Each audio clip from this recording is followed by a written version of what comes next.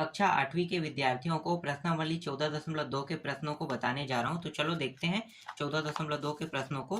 तो पहला प्रश्न देख लेते हैं। यहाँ पे देखो पहला प्रश्न क्या है। पहला प्रश्न है आधार 12 सेंटीमीटर और संगत ऊंचाई 7 सेंटीमीटर वाले त्रिभुज का क्षेत्रफल ज्ञात कीजिए कह रहा है। ठीक है, तो इसको बनाओगे कैसे? तो चलो मैं आपको बताता हूँ। बहुत ही आसान ट्रिक है इसको बनाने का। देखो सबसे पहले क्या करना है, आपको एक त्रिभुज बना देना है। ठीक है, त्रिभुज। तो त्रिभुज को दो तरीके से बनाया जा सकता है। एक तो हम समकोण त्रिभुज ले सकते हैं इस तरह से, और दूसरा इस प्रकार से भी त्रिभुज बना सकते हैं। अब प्रश्न में, ठीक है, ये दोनों त्रिभुज आपके मन में ख्याल आ रहा होगा ना कि कौन सा त्रिभुज बनाए, तो दोनों त्रिभुज बना लेते हैं। ठीक है, इसके बाद प्रश्न में क्या कहा है कि आधार 12 सेंटीमीटर, मतलब ये जो नीचे वाला जो हिस्सा है ये 12 सेंटीमीटर है, इसे हम आधार कहते हैं। और इसको भी हम क्या कहेंगे, आधार कहेंगे 12 सेंटीमीटर। ये आधार है, दोनों का ठीक है, सेम है, आधार नीचे को ही बोलते हैं। अब क्या कह रहा है, संगत ऊंचाई कह रहा है, मतलब ऊंचाई की बात कर रहा है। तो ऊंचाई मतलब यहाँ से यहाँ, यही तो ऊंचाई होगा ना। तो ऊंचाई यहाँ पे दिया है 7 सेंटीमीटर, लेकिन इसकी ऊंचाई किसको लें, इसको लें कि इसको? नहीं, ऊंचाई कहते हैं बीचों बीच को। ठीक है, ये बीच वाला हिस्सा, ये वाला हिस्सा ऊंचाई होगा। देखो अगर मैं यहाँ पे इसे एक हिस्से में काट, देखो ये वाला रेखा क्या कर रहा है, इसको बांट रहा है ना इस प्रकार से, तो ये ऊंचाई होता है। तो इसकी ऊंचाई कितनी है, ऊंचाई है 7 सेंटीमीटर। ये वाला यहाँ से यहाँ की दूरी 7 सेंटीमीटर। ठीक है, दोनों चित्र बनाओगे तो देखो दो ऊंचाई कभी भी नहीं होता है। इस तरह से दो रेखाएं हो तो सकता है एक त्रिभुज में, लेकिन दो ऊंचाई नहीं होता है। ऊंचाई जो है 20 से नापते हैं। ठीक है, ऐसे ही नापेंगे ना, टेप को ऐसे लगाएंगे क्या नापने के लिए? नहीं, ऊपर से लटकाएंगे, देखेंगे इसकी ऊंचाई कितनी है, तो ऊंचाई को ऐसे ही नापा जाता है। ठीक है, तो ऊंचाई अगर इस प्रकार के त्रिभुज बनाते हो तो ऊंचाई को आपको क्या मानना है, ये बीच वाला एक रेखा खींच देना, जो क्या होगा, ऊंचाई को बताएगा। समझ में आ गया? अब प्रश्न पे आते हैं, निकालने के लिए क्या कहे, क्षेत्रफल निकालने के रहा है। तो त्रिभुज का क्षेत्रफल क्या होता है, त्रिभुज का क्षेत्रफल बराबर 1/2, सूत्र है ना, लंबाई गुणित चौड़ाई, यही इसका सूत्र होता है। ठीक है, अब प्रश्न में दिया क्या है, प्रश्न में दिया है आधार दिया है। ठीक है, आधार बराबर कितना दिया है, 12 सेंटीमीटर, और ऊंचाई दिया हुआ है, ऊंचाई संगत ऊंचाई, ऊंचाई की बात किया है यहाँ पे, कितना है, 7 सेंटीमीटर। ठीक है, तो मैंने क्या बताया था, मैंने बताया था आप लोगों को कि आधार को हम चौड़ाई कहते हैं और लंबाई कहेंगे यहाँ पे ऊंचाई को। तो अब रिप्लेस कर देते हैं। तो जहां पे क्या दिया है, जहां पे आधार दिया है उसके जगह पे, आधार के जगह पे क्या है, चौड़ाई ना, तो आधार को चौड़ाई कहते हैं और लंबाई को ऊंचाई कहते हैं। तो त्रिभुज का जो क्षेत्रफल है इसका मान रख देते हैं 1/2, डायरेक्ट रख दें, लंबाई के जगह पे ऊंचाई के मान, तो ऊंचाई का मान कितना है 7 और आधार का मान कितना है 12।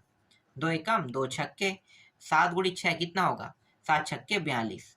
तो यहाँ पे आ गया 42 वर्ग सेंटीमीटर, ये इसका उत्तर है। समझ में आ गया, क्षेत्रफल 42 वर्ग सेंटीमीटर होगा। चलो दूसरा प्रश्न देखते हैं। देखो ये वाला प्रश्न कैसे बनेगा, यहाँ पे दिया हुआ, 1 मिनट मैं आपको दिखाता हूँ। ठीक है, यहाँ पे देखो प्रश्न क्या है, आधार 25 सेंटीमीटर और शीर्ष लंब 1.5 सेंटीमीटर वाले त्रिभुज का क्षेत्रफल ज्ञात कीजिए कह रहा है। कैसे बनेगा, तो चित्र तो अपना वही रहेगा, दोनों में से कोई भी चित्र बना लो। तो मैं यहाँ पे ये वाला चित्र बना लेता हूँ। ठीक है, ये आसान है, समकोण वाला। आधार बोल रहा है तो 25 सेंटीमीटर, ये 25 सेंटीमीटर, और जो लंब है, लंब या ऊंचाई कहते हैं एक ही है। ठीक है, तो 1.5 सेंटीमीटर दिया हुआ है। त्रिभुज का क्षेत्रफल लगाते हैं, त्रिभुज का क्षेत्रफल का सूत्र लगा लेते हैं। तो लंबाई गुणित चौड़ाई और 1/2, मान को रख दो, पता चल गया है ये आधार है तो यहाँ पे रखेंगे, और ये लंब है मतलब यहाँ पे रखेंगे। 1/2, लंबाई का मान है 1.5 गुणित चौड़ाई का मान कितना है, 25 है। ठीक है, इस तरह से। चलो पहले क्या कर सकते हैं, गुणा करना चाहो तो गुणा कर सकते हो, या अंत में कटाना चाहो तो अंत में कटा सकते हो, या अभी कटाना चाहो तो अभी कटा सकते हो। तो मैं पहले गुणा कर लेता हूँ इन दोनों का। तो ये हो जाएगा 15 दूनी 30, 15 तिया 45, 15 4, 15 पंचे 75, 5 आ गया। 7 हासिल, 15 29 और 7 कितना हो जाएगा, 37। ठीक है 37। और एक संख्या के बाद दशमलव मतलब ये दशमलव एक संख्या के बाद रहेगा, और नीचे में 1/2 मतलब 2, इस तरह से लिख सकते हैं। अब इसको डिवाइड कर दो, ठीक है, इसको डिवाइड करते हैं हम, तो ये 2 से डिवाइड हो जाएगा, 2 एकम 2, 2 अट्ठे 16, 1 5 जो 2 सत्ते और 2 पंचे, तो यहाँ पे आ गया 18.75 वर्ग सेंटीमीटर। ठीक है, अगर दशमलव में प्रश्न आपसे नहीं बनेगा तो आपको क्या करना है, आपको करना है दशमलव को हटाना है, तो 15, ये जो 1 5 से 15 बना लो, तो ये क्या बन जाएगा 10, तो ये हो गया 3 और 2, 3/2 इस तरह से, तो कितना हो जाएगा 75, और 4 से डिवाइड कर दोगे तो इतना मान आ जाएगा। ठीक है, चलो आगे देखते हैं। इसके बाद देखो ये वाला प्रश्न, इसमें क्या निकालने के लिए कहा है, आधार इतना दिया है और क्षेत्रफल दिया है 26। अब निकालना है शीर्ष लंब की लंबाई निकालना है। बहुत आसान प्रश्न है, देखो डायरेक्ट हल करते हैं, समझ में आ गया होगा अब आपको। तीसरा प्रश्न, त्रिभुज का क्षेत्रफल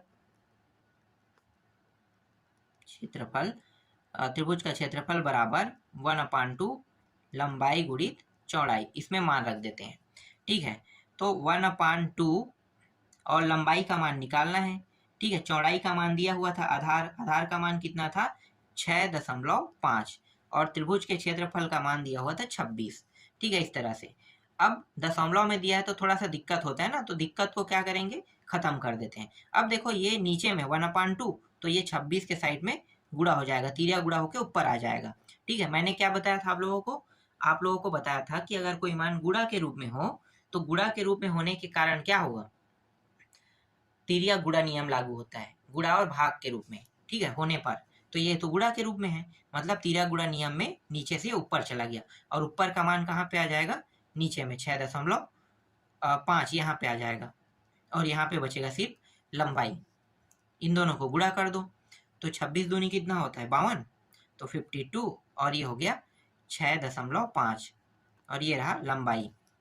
ठीक है, अब क्या कर सकते हैं, देखो ऐसे अगर टॉपिक होता है जैसे कि 6.5 है, अगर मैं यहीं से इसे 10 बनाना चाहूँ तो बना सकता हूँ कि 65 बन गया, दूनी एकम और 3 13 से, ठीक है, कट गया इस तरह से।